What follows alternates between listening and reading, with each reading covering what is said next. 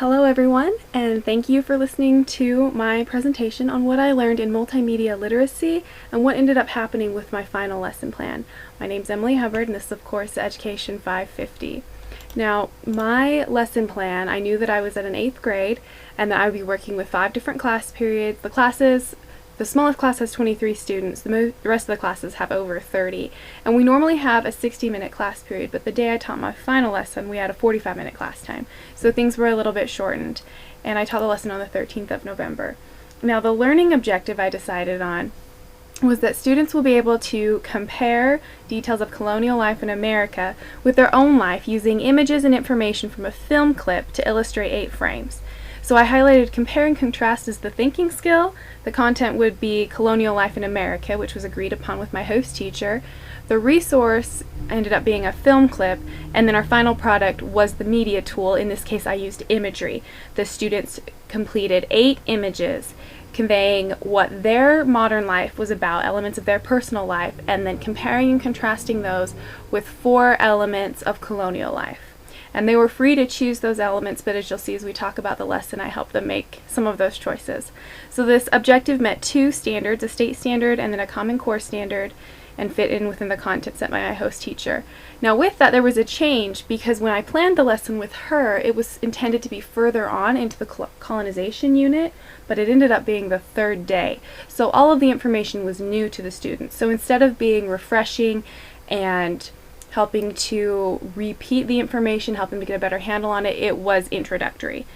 So the resource became a film clip that I modified and showed segments of, leading to discussion. So while the media tool was imagery, the product that the students created was imagery, we did also work with media as film in an instructional role.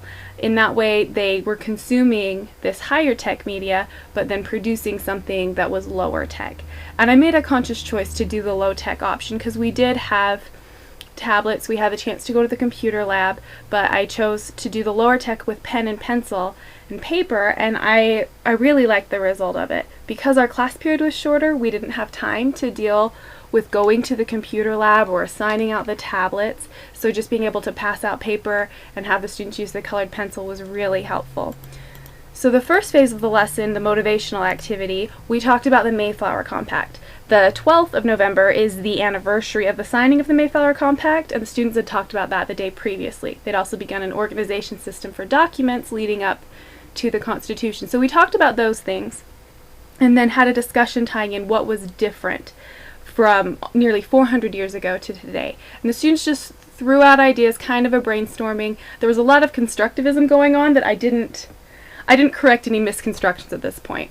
They threw out a few things that in fact wouldn't have existed in colonization as examples of differences, and we let it slide, and then later on we did some correction. So as far as learning theories go, the lesson focused on social cognitive theory, which came in the latter half, and constructivist in the first, where students drew on prior knowledge and prior understanding to create an idea of what colonial life would have been like. Again, this is totally introductory material, so students really did have to draw on a lot of prior knowledge. For the input activity, this is where we used the resource of a film. I pulled together 3 different clips from a couple of documentaries and strung them together, and we watched the film, and I paused it every 45 to 50 seconds to ask questions, to engage them in discussion. The 5-minute film clip ended up taking almost 1 hour, 11 minutes at the shortest. And so the discussion was really good though, in that we worked on film literacy. It was kind of a model of, this is what I'm thinking from what they're saying, what are you understanding? So it was good for them in that sense, because they do struggle to get information when we watch film. It provided the instruction, and of course it was consumption. They didn't produce the film, they were just consuming the information in this role.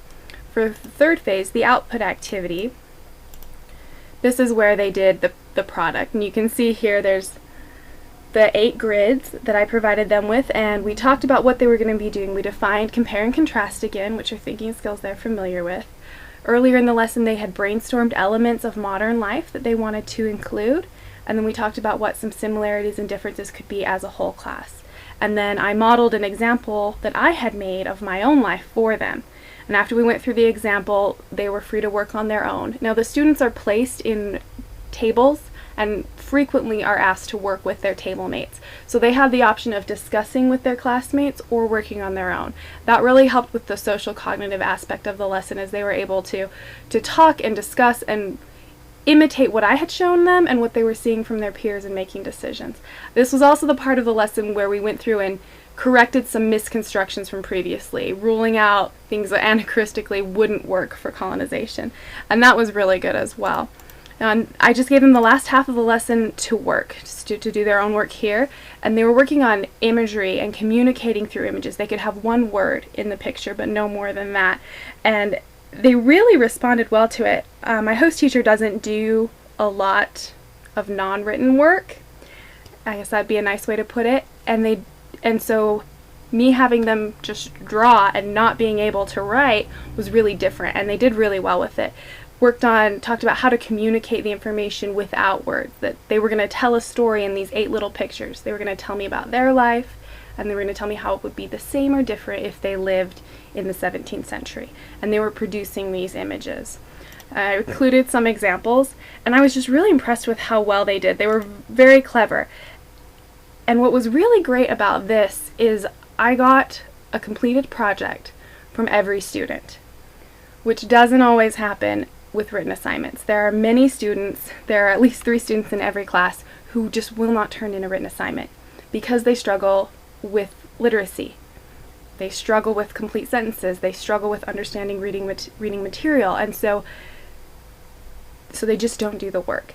But this, because it was different and because it didn't put them up with a skill that they already struggle with, I got assignments from everyone. Now, some were more elaborate than others, but I did get something back from everyone, and I was impressed with what they thought about and what they wrote, what they worked on.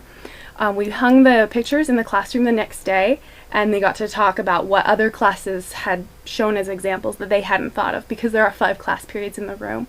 So we grouped them by class, and they got to look it over that way, and then my host teacher finished up with a discussion about how the founding fathers that wrote the documents they'll be using in the organizer had grown up during these colonial times, and what kind of experience would they have had that would be different than the students or similar. So it was a good way to tie it into the next phase of the lesson, which is on the foundings of the Constitution. Now, throughout the course, she has a goal of helping students connect to humanity, of a human connection in history. And so this activity was really a part of that, as they weren't required to learn strict content, dates, places. We talked about Jamestown, but that wasn't the assignment. The assignment was to recognize similarities and differences in life. And our goal for the class is for students to realize that no matter when we live, we're all human. We all have that connection. And I felt like this lesson really met that, and I really enjoyed being able to do it without having to write, without having to grade, but letting them use a different form of communication. Thank you.